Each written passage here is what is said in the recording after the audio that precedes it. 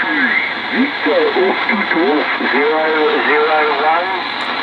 43 Victor Oscar Golf 001 Australia Cruise CQ. QSY frequency 580.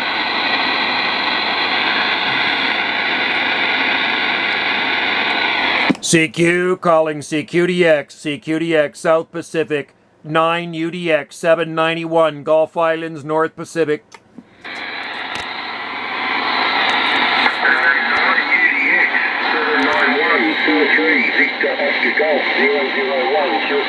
QSL, my friend, sounding good from Australia there. 43 Victor Oscar Golf 001.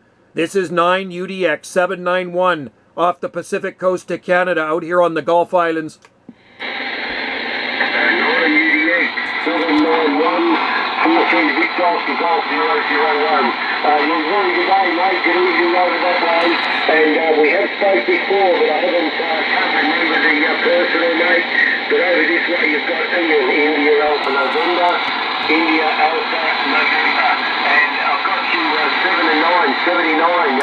Very nice strong signal coming through into Victoria, Australia. 9 UDX 791. QSL? QSL there, Ian. Yeah, I do remember you, my friend, Victoria, Australia. I got you here about 5 and 7, very loud audio, sounding Q5 from down under. Good to hear you out there. I was just kind of out there fishing for skip. It's very quiet on the band here, and I like to make some calls out there just to see who's listening, and you are definitely out there. Sounding good, my friend. 9 UDX 791, thank you very much. You're screaming in here also, very nice audio, and I appreciate the call on my audio being good, my friend. I've just been doing some tuning on my radio for a couple of months. This one has been out of action. This is my ICOM IC 746, and I had a problem with the antenna tuner. One of the antenna tuner motors on the right hand side, I had to pull it apart and super glue her up and put her all back together, and I had to tune up with a new FM30 desk microphone. So we're just trying to get the speech compressor and everything in line, so I much appreciate saying my audio sounds pretty good there at 791. 43 Victor Oscar Golf 001. Back to you, my friend. Yourself? I tell you what, man, that radio's smoking in here now, man. 30 over, 20 and 30 over. You're banging way up into the red. Very, very loud. You came in much stronger now, so propagation's picked up. You got Joe on this side, by the way, there, Ian. Juliet Oscar Echo. And I'm running the RCI 2980WX with a D104 Lollipop and pushing it through a 3-element flat side stereo Yagi pointed your way to the South Pacific. QSL? Hello, UDX 791, Mr. Joe. Wow, you're screaming through, mate. You just got over to the plus 10 on me. So, also back to your 3-element, back to my 5-element flat top, Joe. I'm out in the open area here, mate, in the open farm area, Victoria, northern Victoria, and my antenna is only 8 metres.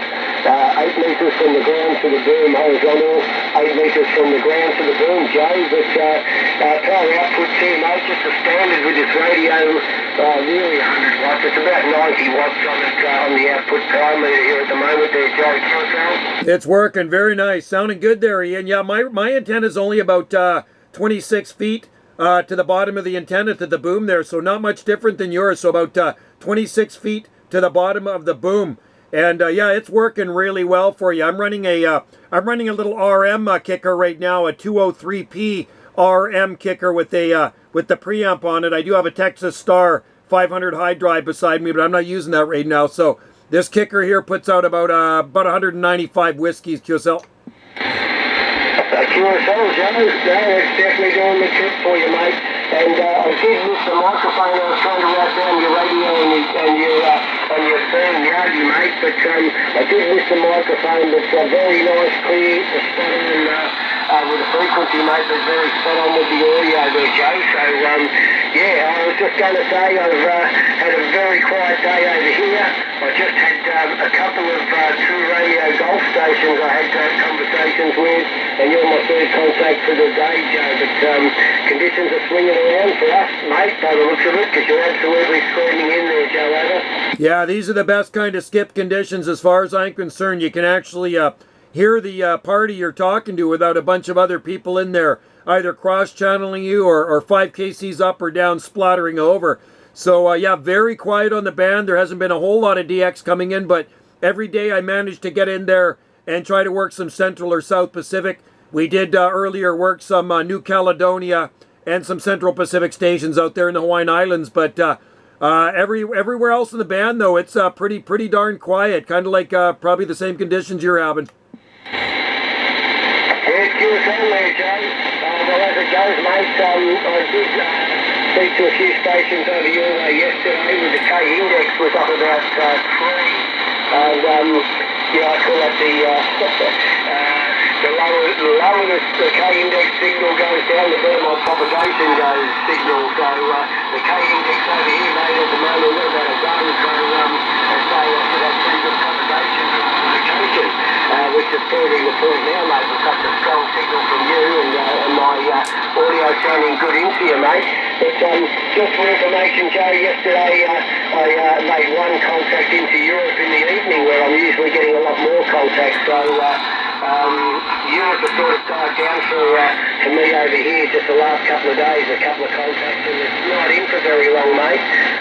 Give it an hour or so, it comes in strong for about half an hour and then just disappears, and that's how Europe's been over in my location for the last couple of days there, Joe. QSL. Amazing, yeah, that's pretty wild, and it's funny how you guys get Europe at night, and European DX comes in here in the morning. It usually comes in for about 2.5 hours, then it's gone. On the rare occasion it will stay a little bit longer, but it's always early in the morning.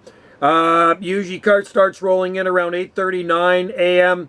and done by about noon, maybe yeah, somewhere around then. But there's been other times where it actually is stuck around into the early afternoon, but 2.5, 3 hours it seems to be come and gone. But haven't had Europe in here for just a while now. I'm still waiting for it. I love to walk the European DX.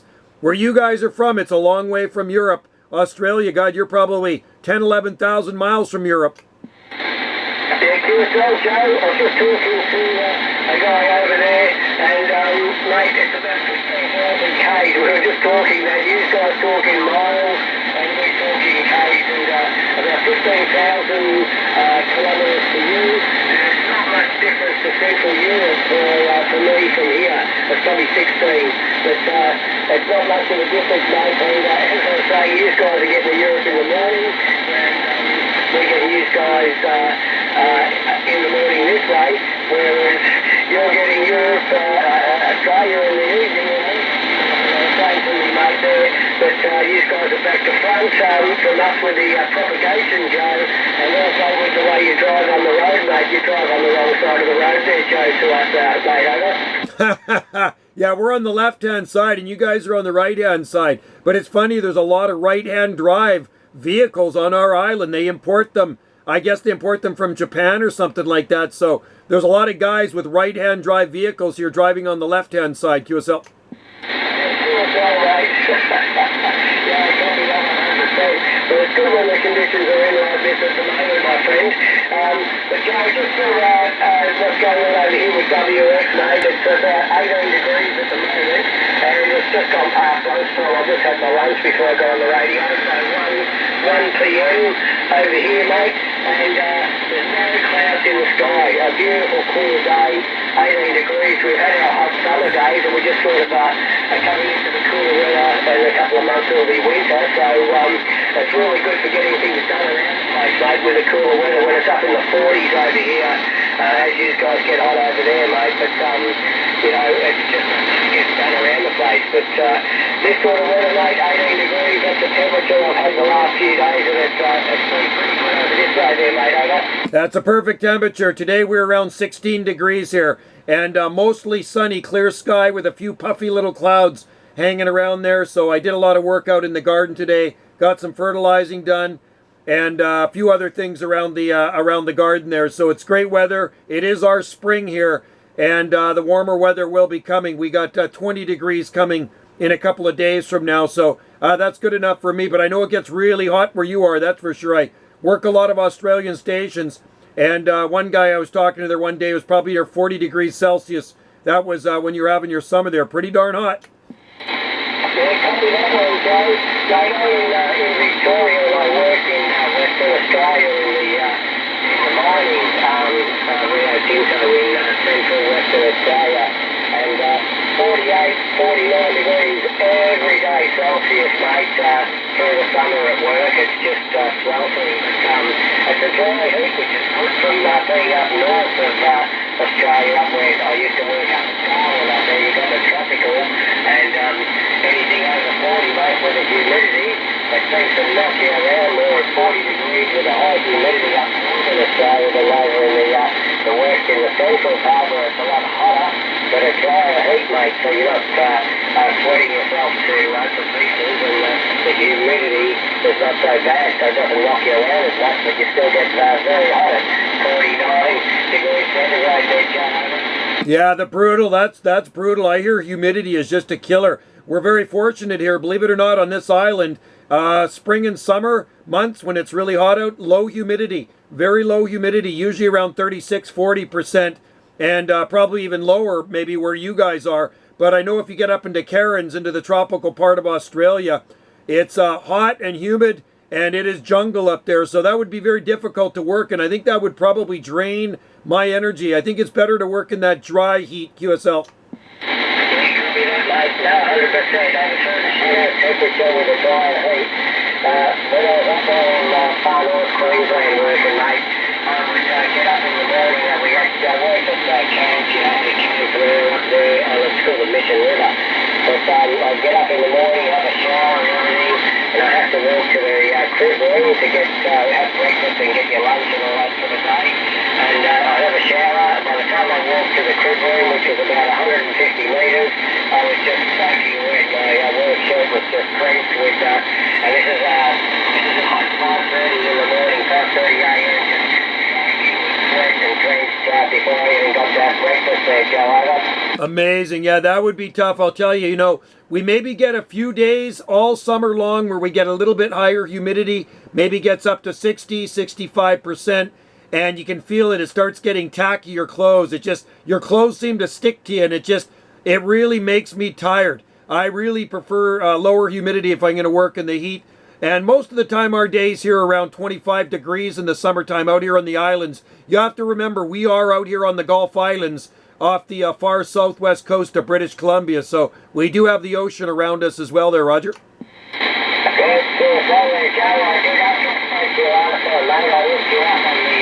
On the map that was just where you were, so I know exactly where you are, mate. I did check you last time we had a QSO, it was probably about a month ago, maybe a bit more. But I did check it out there, mate, so I know exactly where you are.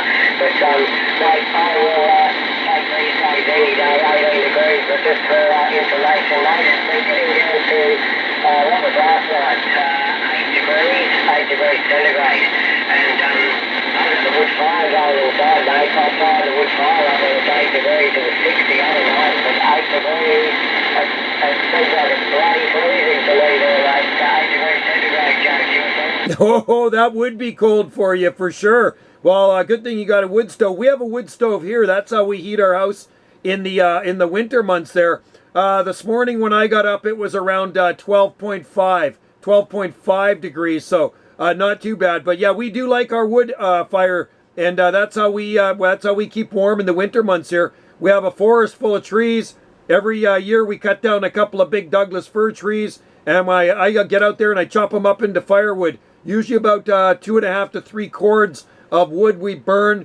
Also eucalyptus, because we had a lot of eucalyptus trees we grew here from seed. They grew really, really big. Mountain gum eucalyptus trees and spinning gum.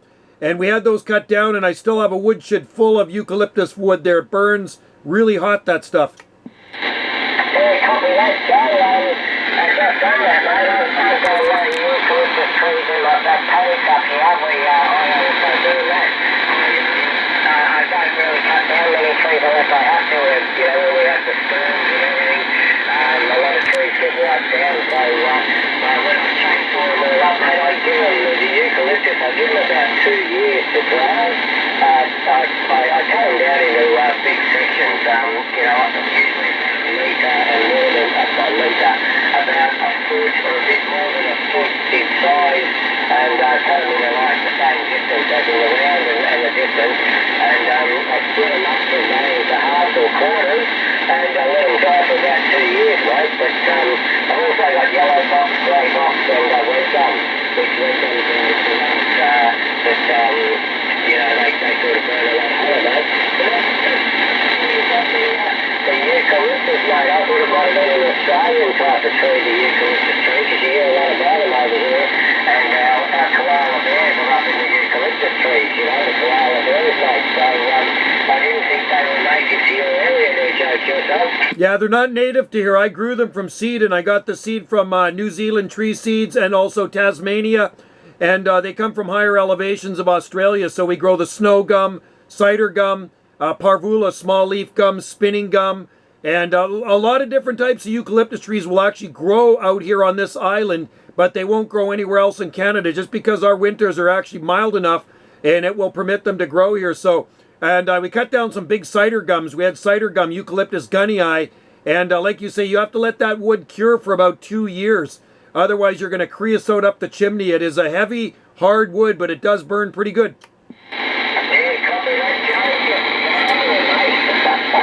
You know, a lot more about all these trees than me, mate. I've got the 4 or 5 different varieties on my farm up here. And I don't have to push up the back. That's where all the kangaroos are. I've got kangaroos, possums, goannas and all that sort of stuff around the property here, mate.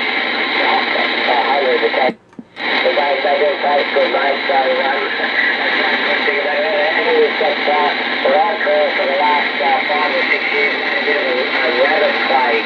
All around my dams, the dam walls, just rabbits. But we're here as long as I like chasing the rabbits and catching them, but not too many to catch them in, mate. They're already long enough too much before I can get any to go in the pot there, Joe, over. Hey, Roger, on that there. Yeah, it's amazing Australian plants we can grow here. We have Australian tree ferns. We have 2 Cyathea cooperi and a large Tasmanian tree fern in the garden. And also, I was in a garden today in Grevillea. You know, Grevillea grows here too. That's Australian plant, Grevillea, and also the acacia, the wattle tree, and bottlebrush. We grow lots of bottlebrush too here on our island. Copy that, mate. Wow, there you go. Now I've got here on that tree. In one of my properties in town, we've got a bottlebrush out on the driveway. So yeah, a beautiful tree, mate. But I've only got a couple over here. I got them from the market, I think, years ago. 2 or 3 of them are still over on one of my dams. But they're a beautiful one, mate. You definitely know your trees and what's going on over there, Joe, over. Yeah, Roger, on that. Well, you'd have to see our garden to believe it. We grow. I actually have a palm nursery here, so our garden is very large. It's almost like this botanical garden with a lot of different plants from all over the world that will actually work in this climate. And I was a gardener for the Parks Department for 2 decades as well here. So I did retire in November 2021. So now I'm just kind of taking it easy and enjoying the garden. It's lots of fun. You're so rude, Joe. Congratulations on that one, mate. Oh, you beauty. Yeah, I'm sort of calling it semi-retired. I'm just using up some of my leave at the moment. I've just gone through my long service. I've done 13 years at this mine site, and I'm only 59 in July. So I wanted to work till 60 in the mining, but the boss told me, no, let's go, give it up now. So I'm winding down and just concentrating. It's going to give it to the end of the year, November. So I'll go back to work for another month or 2 and take a bit more time off and just sort of use up a bit of the leave because that's sort of more financial for me, mate, as in being a fly-in, fly-outer. It works better if I take the time off and have the more time off and you still get the good pay packet. And I'm sort of bringing that up and just do an early retirement as far as it goes over here, mate. So just before I'm 60, 59 and a half, I was planning 60, but 59 and a half makes it a lot better for me, mate. I'll be doing retirement there, Joe, over. Yeah, that's the way to do it, man. That's the way to do it, Ian. I'm 60. I just turned 60 at the end of March. And then I took a whole year off from my parks job. Like I say, I retired from it. And when you're retired, sometimes you pick up a part-time job. Well, I do landscape consultations on the side, so I was doing that today. I did a landscape consultation. I've always done that, but I picked up a part-time job doing maintenance at a local grocery store, and I work Tuesday to Thursday, and I'm done by 11:45. So I work 6 hours each day, Tuesday to Thursday, and I get 30 to 40% off groceries. So I couldn't pass that one up when they asked me if I wanted to work for them. Yeah, copy that one, Joe. That's a beauty, mate. The way that we've got it over here, the prices of cost of living, the price of everything, mate, over the last few years. A load of bread has doubled, the price of milk's doubled. Just a lot of stuff that everybody needs has doubled, and everything has just gone up, mate. I don't know, it's probably not the same over there. You can get any discounts like that, 30-40% off groceries, mate, and still get a wage coming in and working. That's a lifestyle for sure, I think. I'm thinking about it. I'm getting a lot of offers to do what I do. I'm just air conditioning and refrigeration mechanic. That's why I do the air conditioning for all the big plants and all the buildings and that on the big mine sites out in the hot areas. As you know, hot places I work. But I've got a lot of my apprentices from years ago. I've got their own businesses now, and just come back, bit of part-time work here and there. And I just said, well, we'll see how it goes. I want to do a bit of holidaying, touring around, get the camper van out and tour around Australia and enjoy life while I'm still fit enough and happy to do it that way, mate. So that's my plans anyway. In a nutshell, where's your over? That's the way to do it, Ian. Enjoy life. And I think it's always good to keep busy and have some hobbies. I know a lot of people that, they retire at 65 and they don't know what to do. They're twiddling their thumbs and they end up dropping dead from a heart attack. So I enjoy it. It's more of a social thing too. I got this, like I say, the part-time job as maintenance behind the scenes at the grocery store. I absolutely love it because I can interact with people, and I work with a bunch of really fun guys there. And like I say, it's only 6 hours a day. And my wife also, she does the shopping, so she'll probably never let me quit that job. She likes her grocery bill better now at 30 to 40% cheaper, if you know what I mean. Yeah, copy that, mate. Just shoot over and see how I go to town to your wife and get my groceries at 40% off, mate. I'm not the same, except I look at the margins more than her, mate, and I'm always screwing around because, she knows where to go and zip, and she wants to go, and I'm like, I don't know where anything is around here. I still don't after years and years and working away all the time, mate. But I go back to the supermarket, things are moved around here and there, so I just go and take my time and say, gee, that's got up in price since last time I bought it. But anyway, mate, we can afford it as it goes, mate. The cost of living has definitely gone up, and you've got to just look after your money for the future. That's where I was saying, like, in afford to retire a bit earlier. We've got a couple of properties and the farm out here. So, we put all of that in. Look after the kids are all left home, mate. All the kids are local from the area. We're in a 50k radius. So, everything's, family, everything's all around here. It's just my parents, my mum, down, she's about 150 k's away. So, it's pretty much all set up, mate. Everyone turns through. And, like you said, it's time to sort of sit back, plan it, and enjoy it. Oh, yeah, you'll have a good retirement, man. That's the way to do her. You got a place. I mean, your kids are grown up. That's like mine, too. My kids, I got 3 kids. They're all grown up. They all live over on the Big Island, Vancouver Island. They're all doing well. And but cost of living is high, like you say. I filled up today my gas tank, and the cheap grade of gas here, regular gas, went down to $2.069 a liter. So it's around $2.07 for regular gas per liter. That's the cheap stuff. It's expensive. Yeah, copy that, Joe. I was going to say you're using the US dollars there, yeah. Last time I bought it, it can range from about $1.86, so that's Australian dollars, $1.86 to just under $2, like $1.98. They always say $1.98, 99, so just under $2, mate. So it's a while back. During the COVID episodes and all that, mate. It did just go over the $2, but it's dropped back down a bit, but it hasn't gone over for probably the last 6 months there, Joe, over. Yeah, you betcha. And yeah, no, it's here. It's they brought in some stupid carbon tax thing, the prime minister. I can't stand the guy. But anyway, I won't get into that. But anyway, on April 1st, they brought in another tax. So then the gasoline price went up. And if gasoline goes up, well, that affects the price of everything else. The goods and service they bring to our island, food, whatever else, lumber, and everything else goes up if gas goes up, if you know what I mean. Yeah, copy that, mate. I was going to say that. I've been a couple of the islands out this way. I've had a few people out of King Island and that. And because of they have to go over by boat from the mainland and transport it over. There's the hefty price for that, just for that fuel for the boats and that, mate. And what do they call them? But barge type things. It's not just a boat, they're a barge.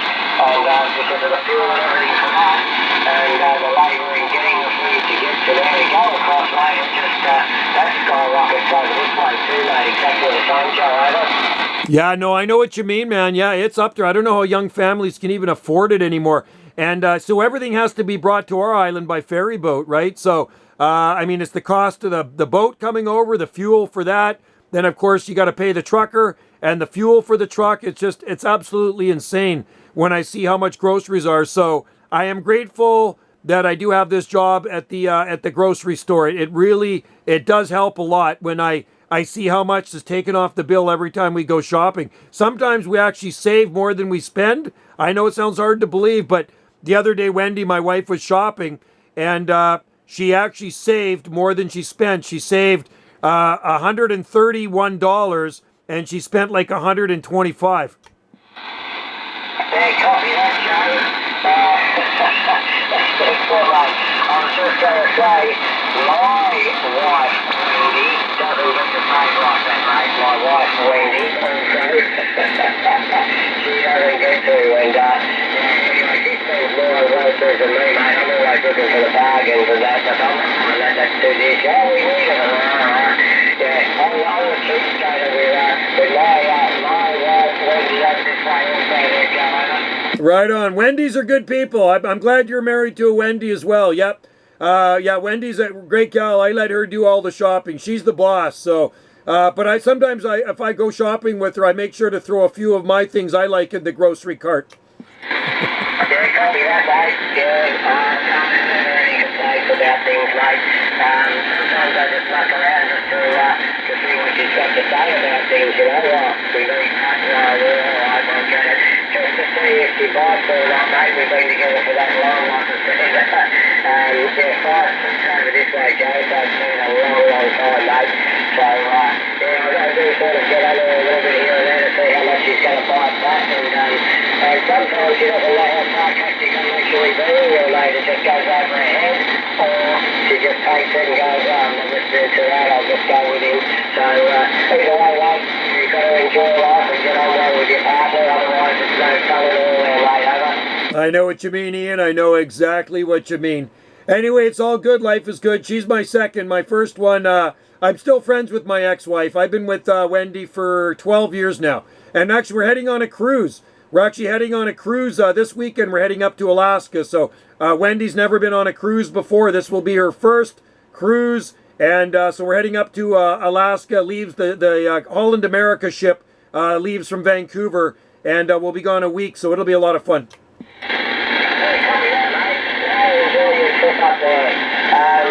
Yeah, I haven't. I'll never be going over that way. I probably never will. I thought about it years ago, head over to America, maybe go over into Europe and whatever, mate. But I'm originally from Scotland. I came here when I was 5 years old. You could probably tell I just sound like an Aussie.